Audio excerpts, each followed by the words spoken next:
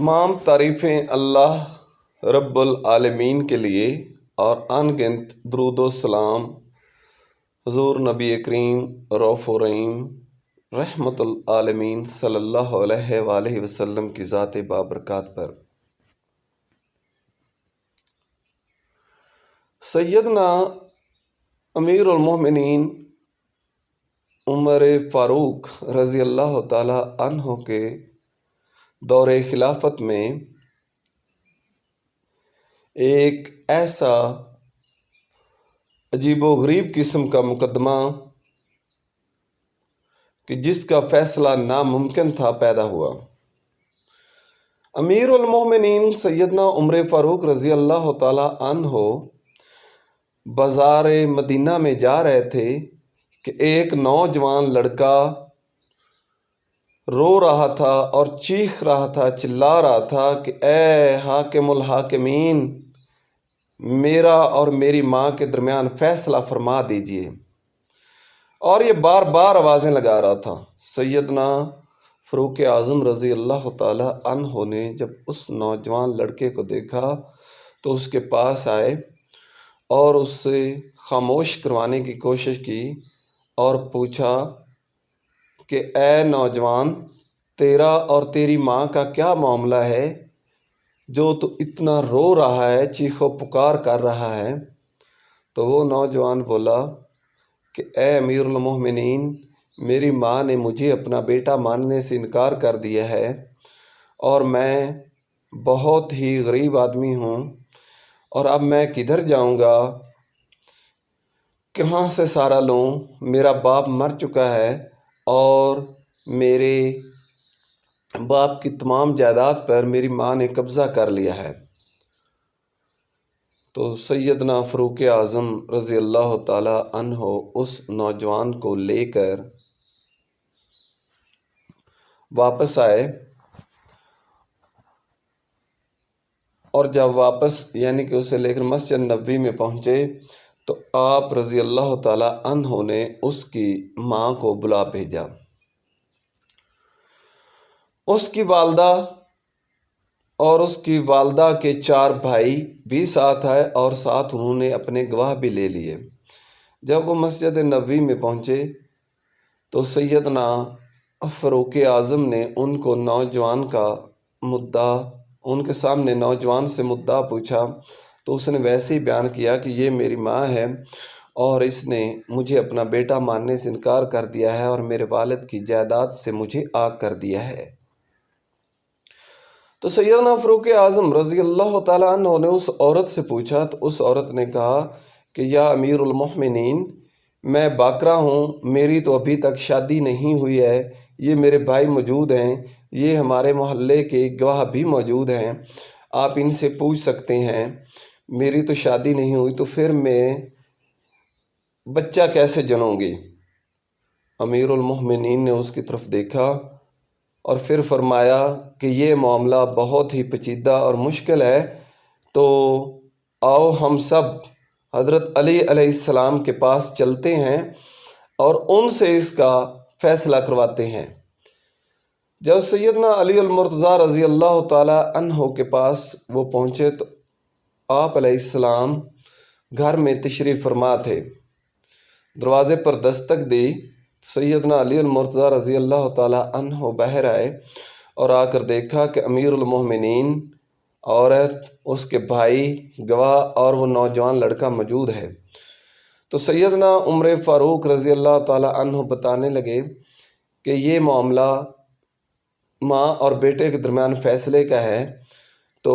بہت مشکل ہے، تو اس لیے ہم سب آپ کے پاس تشریف لائے ہیں۔ سیدنا علی المرتضیٰ رضی اللہ تعالیٰ عنہ نے فرمایا کہ آپ واپس مسجد نبوی جائیں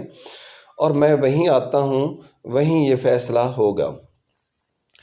چنانچہ وہ تمام افراد پھر دوبارہ مسجد نبوی میں واپس تشریف لے آئے اور سیدنا علی المرتضیٰ رضی اللہ تعالیٰ عنہ بھی ان کے پیچھے چلے گئے۔ جب سیدنا علی المرتضیٰ رضی اللہ تعالیٰ عنہ وہاں پہنچے تو آپ نے پوچھا کہ ہاں نوجوان، بتائیے تیرا کیا معاملہ ہے؟ تو نوجوان نے پہلے کی طرح بتایا کہ یہ میری ماں ہے اور یہ مجھے اپنا بیٹا ماننے سے انکار کر رہی، حتیٰ کہ میں اسی کا بیٹا ہوں، میں نے اسی کا دودھ پیا ہے اور اسی کے ہاں پلا بڑا ہوا ہوں، مگر میرا باپ مر گیا ہے اور یہ مجھے اپنا بیٹا نہیں مان رہے۔ اس کے بعد سیدنا علی المرتضیٰ رضی اللہ تعالی عنہ نے اس عورت سے پوچھا کہ ہاں بی بی آپ بتائیے کہ کیا معاملہ ہے۔ تو وہ عورت عرض کرنے لگی کہ اے علی علیہ السلام، میں باکرا ہوں، یعنی کہ کنواری ہوں، یہ میرے بھائی موجود ہیں، ان سے پوچھ لیں، یہ محلے کے بھی گواہ موجود ہیں، میری تو ابھی تک شادی نہیں ہوئی، تو میں کیسے بچہ پیدا کروں گی؟ تو سیدنا علی المرتضیٰ رضی اللہ تعالی عنہ نے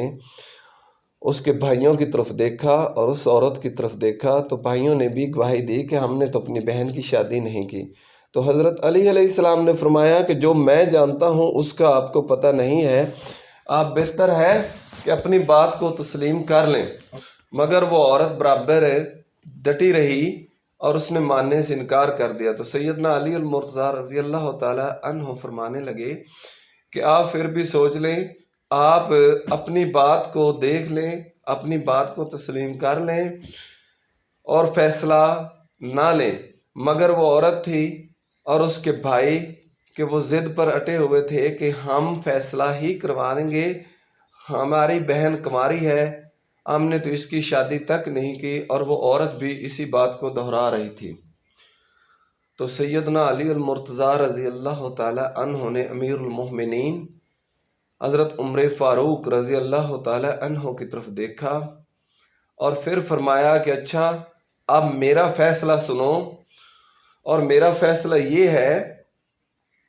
کہ ابھی ان دونوں کا میں نکاح پڑھا دیتا ہوں، اور اے نوجوان تو اس کو اپنے ساتھ لے اور اپنے ساتھ لے کر اپنے گھر لے جا اور اس کو کمرے میں لے جا، اور میرے پاس دوبارہ اس وقت تک ہرگز تشریف نہ لانا، واپس نہ آنا جب تک کہ تو اس سے ہم بستری کرنے کے بعد غسل جنابت نہ کر لے۔ تو جب حضرت علی علیہ السلام نے یہ فیصلہ سنا دیا تو وہ عورت چیخ اٹھی اور بولی کہ یا علی مجھے معاف کر دیجئے، اصل میں مجھے میرے بھائیوں نے بہکایا تھا، قسم ہے مجھے پیدا کرنے والے کی، قسم ہے مجھے محمد کے رب کی، یہ میرا ہی بیٹا ہے اور میں ہی اس کی ماں ہوں، میں یہ گناہ،